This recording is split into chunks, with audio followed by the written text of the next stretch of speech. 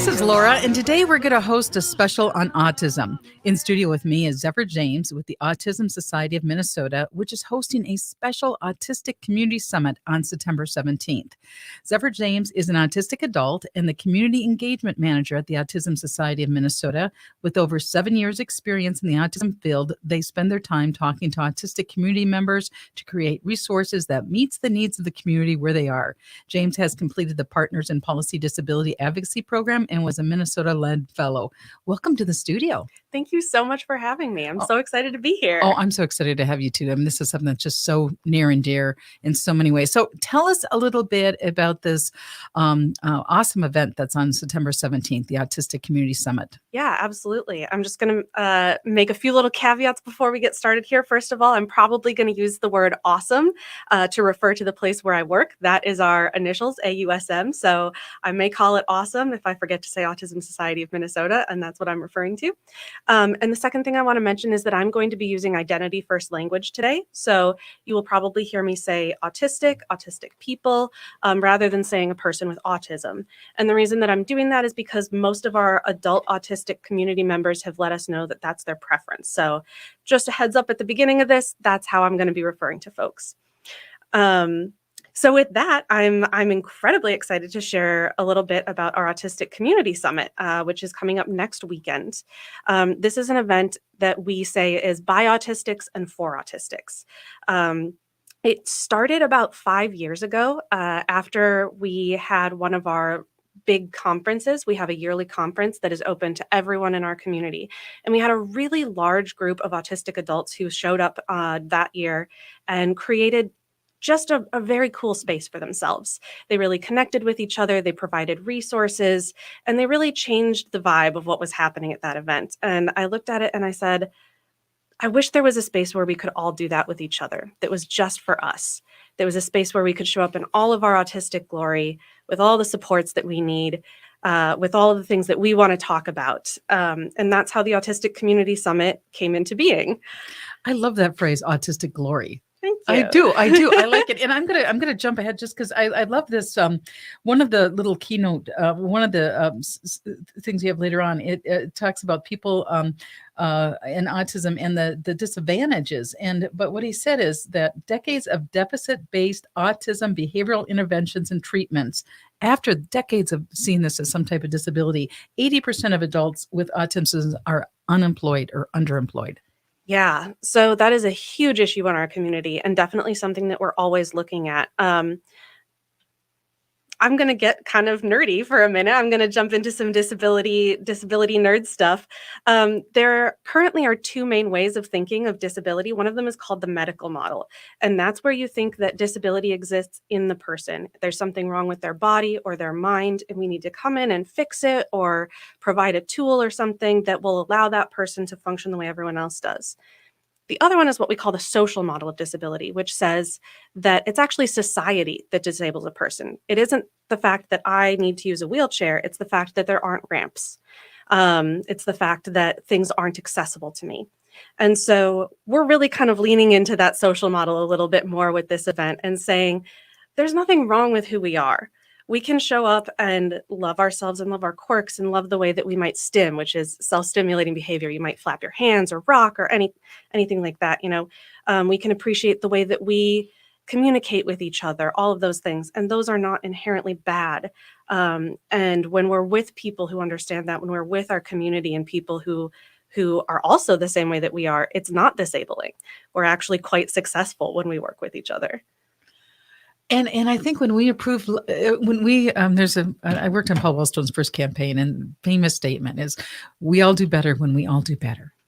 And when we have a culture that embraces each other as individuals, not as labels of whatever the individuals are, or when we liberate ourselves from these boxes, it really opens up a whole new spectrum of being. Yeah. Another little nerd moment here. You've really caught me as somebody who likes to get into the sort of theory of disability. There's something that we call the curb cut effect in the disability world, and it refers to the fact that it used to be that there were no curb cuts. Curb cuts are the place on the sidewalk where it dips down into the street, so that if you have a wheelchair or a stroller or something like that, you can get down from the sidewalk into the street. And those didn't used to exist. They came into being because disability advocates pushed for it and said, we need this to be able to access our communities. And once they were installed, it turned out it made life better for everyone. Yeah, I mean, what mother in a stroller doesn't like those curb cuts? Yep. What person riding a bicycle does not like those curb cuts? Yep, it turns out a ton of people use them. And so curb cut effect refers to the fact that a lot of the time when we put accommodations in place for disabled people, it's actually great for our larger community. So not only do we get this really beautiful blossoming of the people who the accommodations were made for, we get them really coming into their own and being able to contribute in all sorts of really cool ways. It's also just good for everyone, it turns out, which I think is great. I think so too. I love this and I love your energy. So this Autistic Community Summit is on September 17th and is sold out. So the in-person event is sold out. We are doing this as a fully hybrid event. So we are live streaming all of the speakers. And we do have a sort of social time towards the end of it, which I think we'll talk about more later. And we're also going to have a virtual option for that as well. And that was a really important consideration for us because of accessibility. A lot of our folks maybe live further out in Minnesota and can't get to the venue, or have difficulties with transportation, or maybe have co-occurring disorders that make it really difficult for them to be in public spaces. So it was very important to us to say, we're going to meet you all where you are. Some of you really want to be in person and seeing your folks again and being face to face, and some of you don't feel comfortable with that yet, or maybe that's never going to be the way that you want to show up. So it was really important to us to have that virtual option. And anybody can come. There's no limit. Can come, and it's unlimited. And so if when people want to sign up for this virtual summit, how do they do that? Yes. Perfect question. You can visit our website at www.ausm.org. It should be right on the homepage, and you can click on it right there and get registered, or it's under our events section. So it's super easy. Not only is everything live streamed, but we're also going to be recording, and you'll have access to those recordings for a full month afterwards. So tons of time, because there are so many cool things happening at this year's event. So the event is created by autistics for autistics. So how did this event come about in terms of planning, strategy, and execution? Yeah. So starting last year, we actually started incorporating a committee of board members, staff members, and community members, all of whom are autistic, to help really direct and plan the event. So this year we kind of put it all in their hands. We said, what do you want? Our events team is here to help you make it happen, but you guys are the decision makers, and you guys are the ones that need to tell us what works for you and for our community. And it has been so cool. I am autistic, obviously. I think we mentioned that earlier. So I'm part of that committee and have been really involved in the process of kind of thinking about what kind of accommodations do we need, what's going to be the best way to approach things, what types of topics do we want at the event, things like that. But the committee has really come through. And one thing that I love about working with my fellow autistics is we are detail-oriented people. They think about everything. There are accommodations that I never would have imagined because someone said, hey, we're not thinking about the fact that we need to make sure all of our signs are high enough contrast for people with low vision. We need to think about sharing on our website that there is nowhere to buy snacks at the venue because there might be people who need to keep their blood sugar up throughout the day. So there is such care for every single person who's going to be attending that comes from having this group of other community members putting the event together. You use that word care because one of the myths of autism is that these people come in the world without compassion. So even there's this history of like autism was caused by refrigerator moms and without compassion. That's a myth. It's I honestly laugh at it. It's so funny to me. Most of the autistic people that I know are painfully empathetic. We feel empathy to an intense degree. Obviously, this is not true of all of us. Everything that I say is going to be a bit of a generalization because there's wide diversity in our community. So I don't want anyone to think, when I say something, it applies to absolutely every single person. You met one person on the spectrum? You met one person. Yes. But many of us have this really intense sense of empathy and justice and compassion and rightness. Many of us feel almost physically in pain when we encounter things that seem cruel or unfair. we just don't necessarily express it the same way that other people do. We might not have a whole lot of facial expressions. We might have a slightly monotone voice. That doesn't mean we don't care. So I think that's one really important thing to remember kind of across the board with autism is that our communication style is going to be different from what you might expect. And so you need to ask questions and not bring in assumptions about what different things mean. We're going to take a break, and when we come back, we're going to talk to the person doing a keynote address for the event. And I was reading just the reviews of his book review, and his book, "Are You Borg Now?" "Are You Borg Now?" was named a 2022 Minnesota Book Award finalist. And one of the just reading the reviewers, I almost caught myself tearing. One of the reviewers said it was speechless, awe-inspired, a book that was like that late night conversation with your quiet friend, lets you into this world, and your world gets so much bigger, more humane, and precious. So we're going to take a break, and we'll come back. We're talking more about the Autistic Community Summit on September 17th.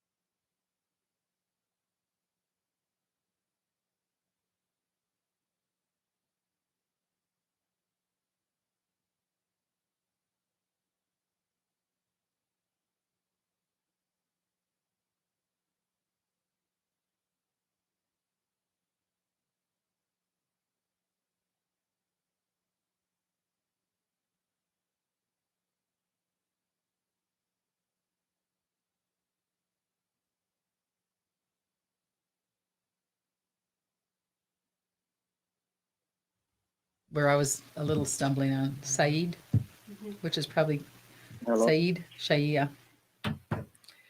Okay. Hello.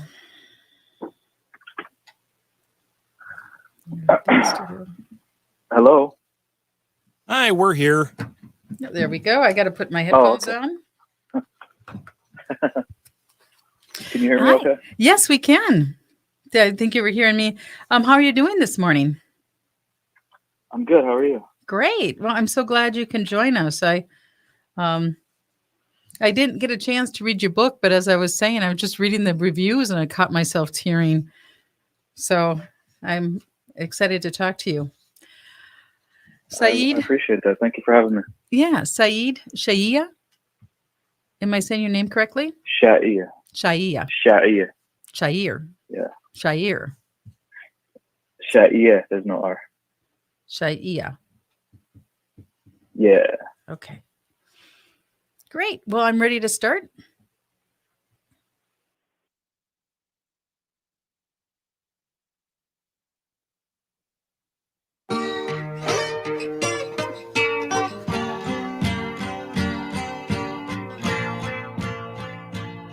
So, welcome back. This is Laura Hedlund. And on today's show, we're doing a special on the Autistic Community Summit, which is coming up on September 17th. And so, joining us shortly will be the author of the book, Are You Borg Now?, which was named a 2022 Minnesota Book Award finalist in creative nonfiction and memoir. Before we get to that, tell us a little bit about why we are having this keynote speaker. Yeah, so we have had a keynote at every one of the Autistic Community Summits. We like to have one thing that kind of brings everybody together so that we have something that we can all kind of kick us off together. And this year's speaker is Saeed Shaiya. And he kind of went a little bit locally famous within the autism community within the last year for an article that he wrote about the experience of being autistic and Somali and undiagnosed for a long time. And it resonated with a lot of people. And it was also very important because we often find that the Somali community does not have the resources that they need when it comes to autism. So it was really important for our organizing committee to bring in somebody who could talk to a diverse range of folks and a diverse variety of communities. And we also all just kind of fell in love with his writing a little bit, and we're really excited to hear him speak. Welcome. Well, and joining us now is Saeed Shaiya. Welcome to the special. Tell us a little bit about your background. Thank you. Thank you for having me. Well, I am Somali. I'm autistic. I grew up in Seattle, and I've lived in Minnesota for 5 or 6 years now. And I'm a writer, and I teach English at Century College currently. And you've contributed to essays, for instance, Muslim American Writers at Home, and We Are Meant to Rise, Voices for Justice from Minneapolis to This World. So talk about that meant to rise and voice of justice. What does that mean? Well, I've never been a very confrontational person. So writing was one of the ways that I was able to use my voice, as it were. And I never think about the effect that my writing is going to have. I just try to be honest to what I believe in, the things that are important to me. And I felt like contributing to that anthology was one of the ways that I could participate in the ongoing protest movement. And you got some great response from your book. Yeah, people have enjoyed the book. I was pleasantly surprised by that. I initially wrote the book really to kind of survive a difficult time in my life. It was a sort of escapism for me, and I didn't intend on publishing it when I first wrote it. It was really just trying to survive.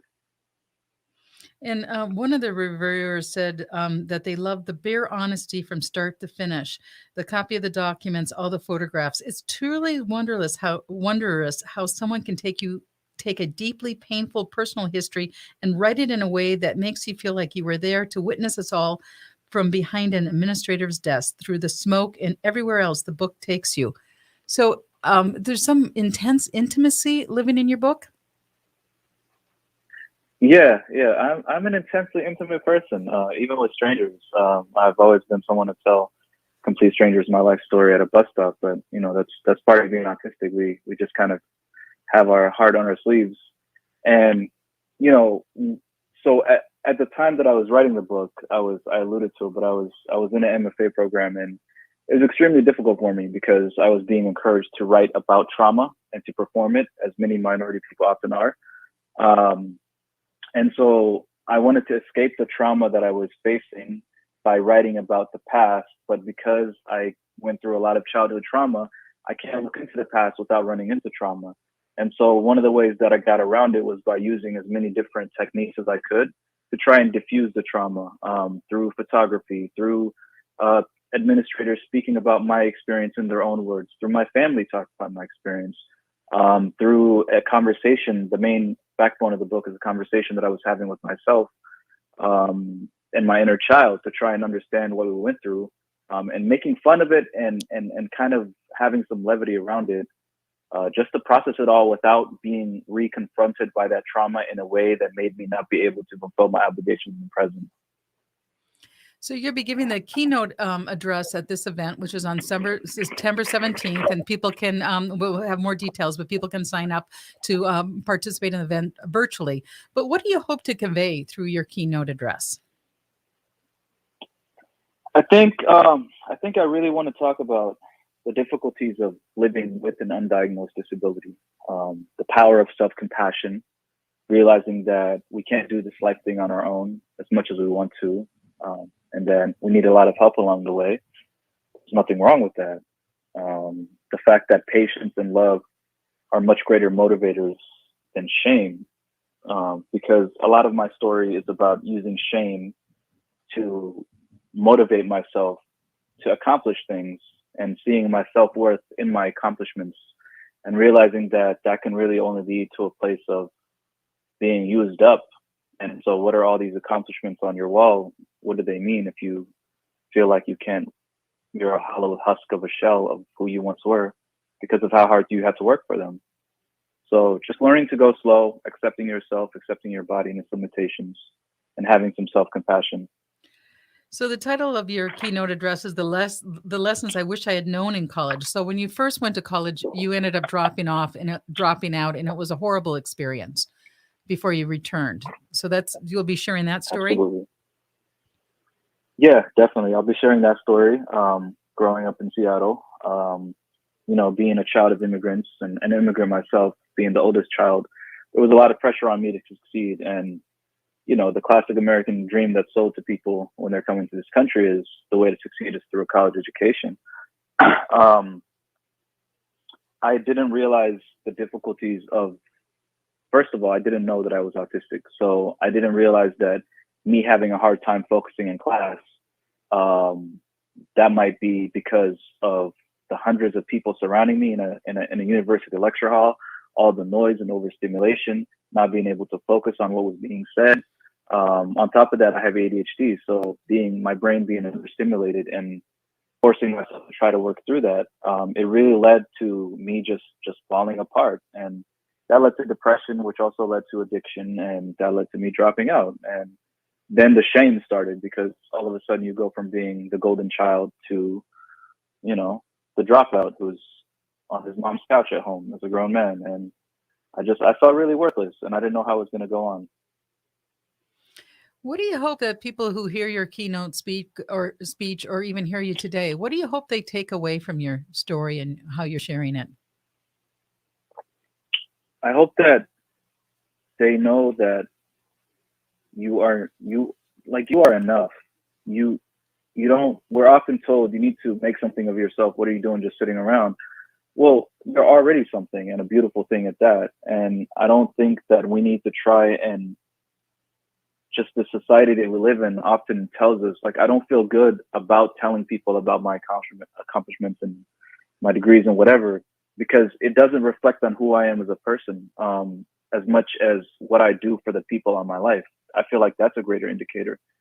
And so I think the thing I want people to take away more than anything is that no matter where you are in your life, you're exactly where you're supposed to be. I did not know that I would be here. I did not know I would go from college dropout to college professor. There was 10 years of my life where the only focus was just staying alive and not overdosing, watching friends pass on, and gun violence and whatnot in my community. And I just don't want people to get caught in the trap of, I have to be like Saeed in order to be successful, or I have to be like so and so. I have to live my life in that way in order to be accepted and loved. Like, no, just you being alive is enough of a miracle in and of itself. And I feel like that should be enough for people. Yeah, and we need places where we give each other that message that we are enough just being who we are at this moment.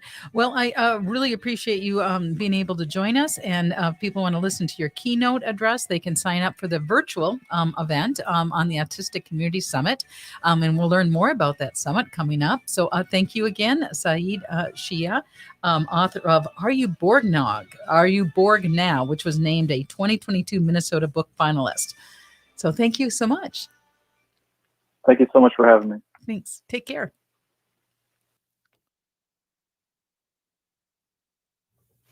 Yeah, I absolutely love that. So, all right. Well, we're ready to come back. Yeah.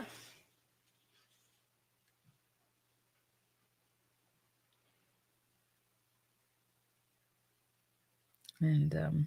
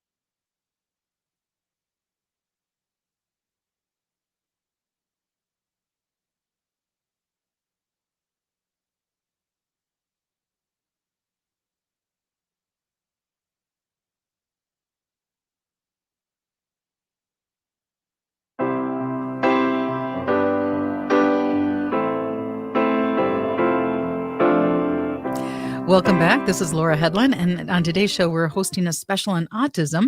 In studio with me is Zephyr James with the Autism Society of Minnesota, which is hosting a special Autistic Community Summit on September 17th. And we just heard a wonderful interview. I found that so impactful about the keynote speaker that you're having. Yeah, you've chosen the right speaker when they say something and you think to yourself, well, that's what I needed to hear. You have to kind of take a moment. You're like, oh, I need to take a knee here. That was a lot for me. Without a doubt. And in the first section, you talked about the curb cut effect. It's like, okay, the curbs were cut, and all of a sudden people on bikes and on strollers were benefited. So we had, when he was talking and he said, you learn so much more through the power of love and acceptance than you do through shame. Yeah. And not only is that sort of a beautiful poetic thing to say, it's also something that we just know from evidence, right? Like a lot of people, maybe sort of older school people grew up with this approach that is, just try harder, you just discipline your kids or whatever it might be that, if somebody is motivated the right way, and that might be shame, that they're going to do what they need to do. And we've actually learned that shame is a kind of emotion that really shuts you down, that really negative motivators help people to avoid doing what's wrong instead of finding what's right. And so bringing in that love and the compassion and sort of how do we help you find what is going to be the good path for you is a much more powerful motivator for a lot of people. Yeah, and so why is it important for the autistic community to have events like the Autistic Community Summit? Yeah, it's very rare that we get to be ourselves without having to watch what we're saying and watch how we're behaving. There is something in the autism community that's called masking, which is when you work to appear more neurotypical or appear less autistic. So you might If you have trouble with eye contact, you might teach yourself that if you look just above somebody's eyes, you can kind of fake it and they'll think that you're making eye contact. Or you might teach yourself scripts so that you can follow sort of normal patterns of conversation that other people have. And most of us are masking most of the time. And it is exhausting. And there's a lot of good evidence that it is really bad for us, that it leads to depression and anxiety and just really bad outcomes in our lives. I know, as Saeed was talking about, that he spent 10 years just trying to survive. And I know that feeling. I've done that too. Most of us have, of how do I contort myself into working in this world that isn't made for me? And the summit is a place where I hope we don't have to do that, where we can show up however we are, whoever we are, and be comfortable. And that's the biggest piece for me. But the other piece that's really important for me is that the summit is a place where we're the experts in our own lives. A lot of people come in as experts and tell us what we should or shouldn't do and how we can do better in our lives or make changes. There's all kinds of people that we go and see for treatments and therapies, whether it is, occupational therapy or speech therapy or behavioral therapy or whatever it might be. We spend a lot of time being medicalized. But the people who live every day trying to troubleshoot the problems that we have are autistics. And so we have just so much more experience than anyone else. And we are incredibly creative at coming up with solutions to our problems. So it is incredibly important to me to say, you are wise enough to talk about your own life. We respect you enough to say that you are an expert, and we want to put you on the stage and listen to what you have to say instead of telling you to shut up and listen to somebody else who knows better than you about your own life and your own stuff. So do people ever get that message that they're not the expert in their own lives and that they're really supposed to be someone that they're not? Yes, absolutely. I think, it depends on the person, obviously. But I have spoken to people who have gotten that message from family members, who have gotten that message from employers, teachers, professionals, saying the way you're doing that is wrong and you need to do it my way. You need to change the way that you act or what feels natural to you. And more often than not, that comes from a place of care. More often than not, it's people who want to protect the autistic person, who are scared about what's going to happen to them if they go out into the world looking and acting autistic. And I want to recognize that fear. I want to recognize that that's a real thing, but that acting out of that fear can be really damaging for the autistic community. So, so neurodivergent. What does that word mean, neurodivergent? Yeah. So neurodiversity, which is where it comes from, is it means that as humans, we have a variety of different brains that understand and process in a bunch of different ways. And neurodivergent refers to a person whose brain kind of works outside of the ordinary. It would be in contrast to what we call neurotypical, which is somebody whose brain works more or less the way that society is set up. So somebody who can get by in society without really having to struggle to make their brain work in a different way. Usually, we would say that neurodivergent includes autistics, people with ADHD, people with mental health issues, people with PTSD, some learning disabilities. So anyone whose brain is just works a little bit differently. And so with this event, all speakers are neurodiverse. Why is that important? Yeah, so that really goes back to that being experts in our own lives thing to me. The speakers at an event like this are the people who are being placed as the authorities. They're the ones that you come to listen to, the ones who get the microphone for most of the event. And putting that microphone in the hands of community members changes the dynamic pretty impactfully in a way that says, you're important and what you have to say is important. We all do better when we all do better. So what have you heard from past attendees? Because this has been going for 5 years. What have people said in the past? I love my community so much. Autistic people are not afraid to tell you when they want things to change, which is something that I appreciate in many ways. So one of the things that I really appreciate about that is that we've been every single year we've done this event, we've made changes and made it better, which I think is so cool that my community can show up, like it, tell me what they want different, and then show up again the next year. But I also often hear that people feel like they can take a breath and they haven't been able to do that, that this is a space where they can let go of some of the tension. I've heard some people who just loved hearing from other folks like them. Our keynote last year spoke about masking and how to unmask, and so many people said that they felt seen and recognized in that, and they loved having the experience of, oh my God, you get me. That's my life. So those moments of recognizing each other, of seeing yourself in other people, is very important and is not something that we always get.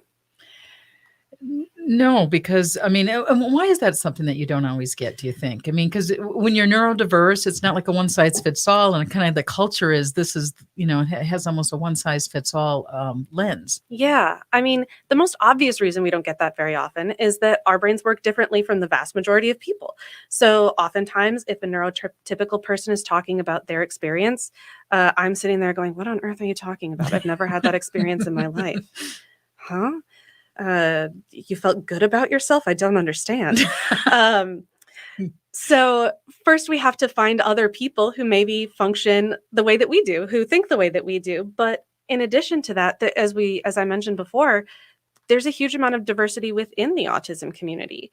And so you might hear one autistic speaker at an event, maybe two. It's really common for conferences put on by autism organizations to not have very many autistic speakers there. So you might hear one story or one viewpoint, and maybe it doesn't totally resonate with you. But we have 13, 14, 15 autistic speakers here sharing all different viewpoints, sharing all different kinds of stories.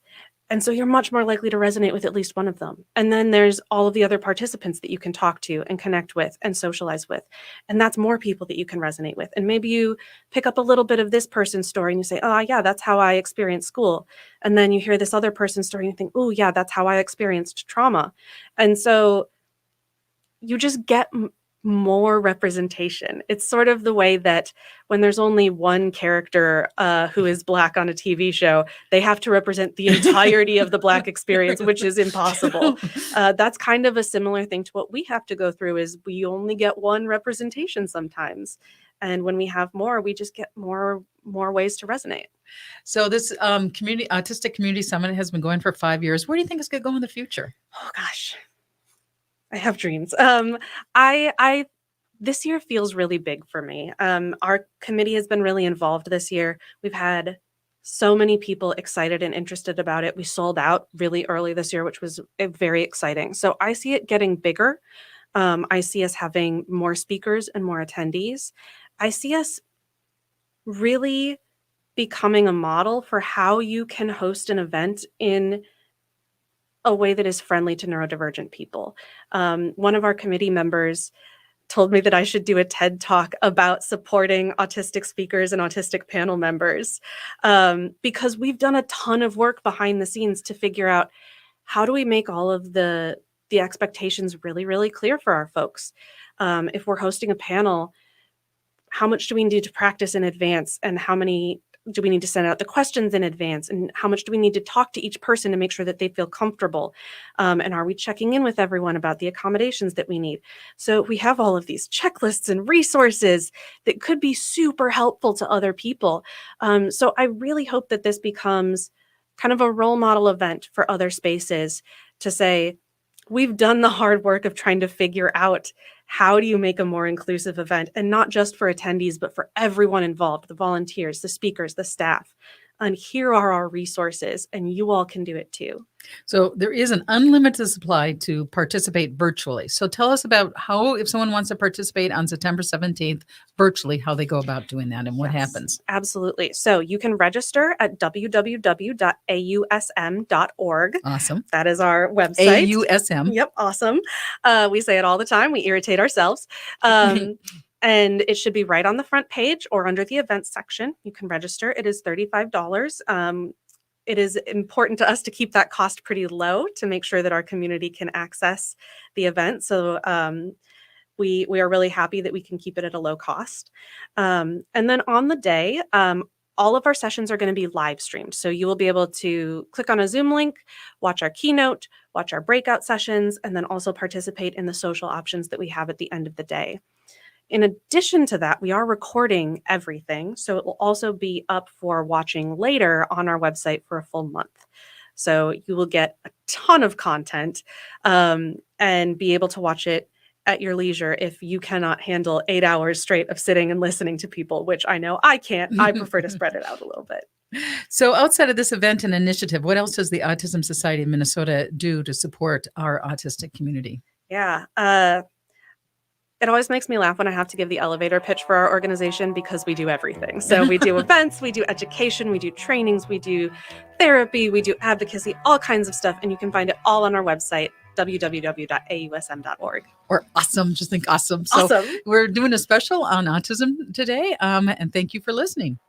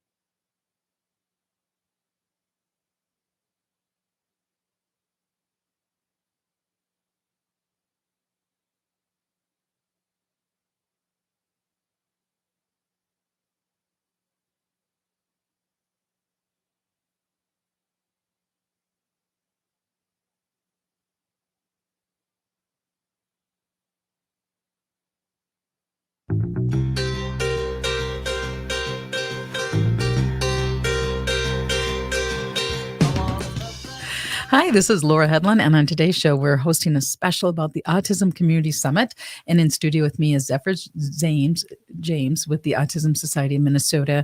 And so this event is September 17th. People can register for the virtual event, but you are sold out in person. So again, remind people how they sign up. Yeah. So www.ausm.org.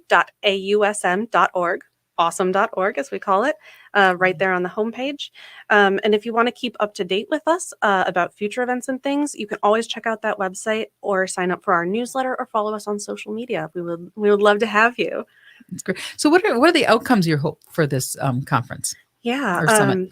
One of the big things that we think about as we're putting together our schedule is that different presentations have something that you can use today. When you walk home, when you walk away, when you go home, that there's something that you can think about or do in your day-to-day life that will make things easier or better for you.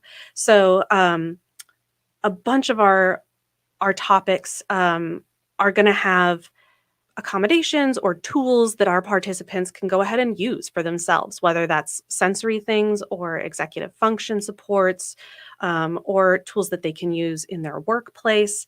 But one of the big things is that this is a place where we can sort of swap our wisdom and say, oh, this works for me, what works for you. And so I'm really hoping that people can walk out and say, I have something I can work with. Another big part of that is I love the connections that get formed at this event. We don't have a ton of community spaces where we can hang out with each other. And so having a space where you can meet other people who are like you and make new friends, or find out about a support group and maybe look at joining that, but have something that you can do afterwards that allows you to follow up with these people and stay in contact with people that you're excited to hang out with. So those are two of the big things. There's another thing that I'm really excited about that is new this year. At the end of the day, we're offering 3 different options for people to kind of socialize or connect with each other a little bit more. So not just listening to somebody else talk, but getting a little more involved. And one of them is what we're calling support swapping. So it's going to be kind of an interactive group work to put together a resource. And for this year, we're choosing to focus on spaces that are autistic friendly and how they are autistic friendly and what things other spaces can do to become autistic friendly. So we're going to ask people who are interested to join us. We'll brainstorm places that we know of. We'll brainstorm those other ideas, and we'll put together a resource that we'll share to all of the participants afterwards and also post on our website. So I think it's really cool that we're going to be tapping into the wisdom of our community here and creating an actual piece that we can share when we're done. I listened to a great interview with you and Philip King Lowell, and he has the podcast Today's Autistic Moment. And he talked about this in terms of autistics collaborating with autistics. So that's exactly what you're doing in this section, right? You're collaborating to, this is where, how do we make places friendly, autistic friendly? Yes, that's exactly what we're doing. So, in terms of what does make places autistic friendly, you'll have to check back on our website for the resource after the summit. But I do have some thoughts. Good. So there are sort of a few big areas that I would focus on. One is options, one is sensory things, and one is communication. So just run through those. So folks with autism are very diverse. It's not going to be one size fits all for what makes a space autistic friendly, but offering a lot of different choices can be really helpful. Saying you don't have to participate in a specific way can make a place feel much more comfortable. So for example, when I go to a conference and they say, we're going to do a think, pair, share. So you have to think for yourself what you want to answer to this question and then talk to the person next to you and then share out in the group. I'm like, I want to die. This is not how I prefer to participate. I would like a different option, please. So offering another way to do that, maybe you get to write down your thoughts instead of talking to another person. Maybe there's a live tweet wall and you can tweet your answer out with the hashtag, something like that. So that's one thing with neurotypical culture. We think everyone loves happy hour and everyone wants to share your opinion. And there's just this one way of doing things. And that doesn't really fit for all people. Again, it's almost like what you call the curb cut. Yes, exactly. I know a good number of neurotypical folks who also don't appreciate those types of exercises or icebreakers or whatever it might be, and are very happy when they get a chance to participate in a different way. I would also call out sensory needs. So an element of autism that is maybe not as commonly known is the fact that most autistics have some challenges with sensory processing. So we're either really oversensitive or very undersensitive to a variety of different sensory inputs. And that can be different across different senses. So maybe you're very sensitive to light, but you're very undersensitive to sound. It'll be different for each person. But keeping that in mind when you're building your space is really important. Limiting the number of really intense sensory inputs can make it feel much more comfortable for autistic folks. Not using fluorescent overhead lights, not having very sudden loud noises, things like that. Or offering a space where people can go and decompress that is sort of a little bit more sensory friendly is a great option for creating an autistic friendly space. The last thing I would talk about is communication. A lot of autistic folks like to know what to expect. We don't like going in blind. And so being really clear about everything that's going to happen makes us feel a lot more comfortable. So being really clear about where do you check in when you are arriving at this event? How long is it going to take? sharing pictures of the venue so that people can get an idea of what it's going to be like for them. As much information as you can share is generally going to be really helpful, especially when you're sharing information about what is going to be expected of the participant. Are you going to be expected to share back during one of the sessions, or are you going to be expected to listen quietly for an hour? And I think, I think also just being more open, not like, Yes. oh, that person's being rude, or that person's being this, or that person's being this, that just kind of allowing people to be who they are and assuming good intent. Yes, yes. I wrote down welcoming as my as my word for that. And I think that kind of ties into offering options to me, not just offering options, but accepting the different options and choices that people make. At our conference, some of our autistic attendees started just sitting in the back on the floor during sessions. And that was not something that we had sort of offered out there for them, but they started doing it because that worked for them and their bodies and how they were going to hang out. And we looked at that and said, great. Maybe next year we'll make that official because that's something that people want to be able to do. So instead of saying that's not how you sit at this conference, you have to be professional, just accepting the choices that people make as long as they're not hurting anyone. So Zephyr James with the Autism Society of Minnesota, you are an autistic adult and the community education manager, and we're almost out of time. Any last thoughts? I mean, such a fun conversation today. I really enjoyed your time. And I really hope that some folks will tune in. In general, this Autistic Community Summit is aimed at autistic participants, but especially on the virtual side, we do welcome all kinds of folks to see this really cool community doing really cool things. So please join us. cool community doing cool things. I mean, it's neurodivergent diversity. It's cool. It's Who doesn't want it? Yes, and that's the way nature works too. Yeah. Nature thrives in diverse systems. So maybe we're all just meant to be the way we are. Sounds right to me. Cool. So thank you so much, Zephyr James.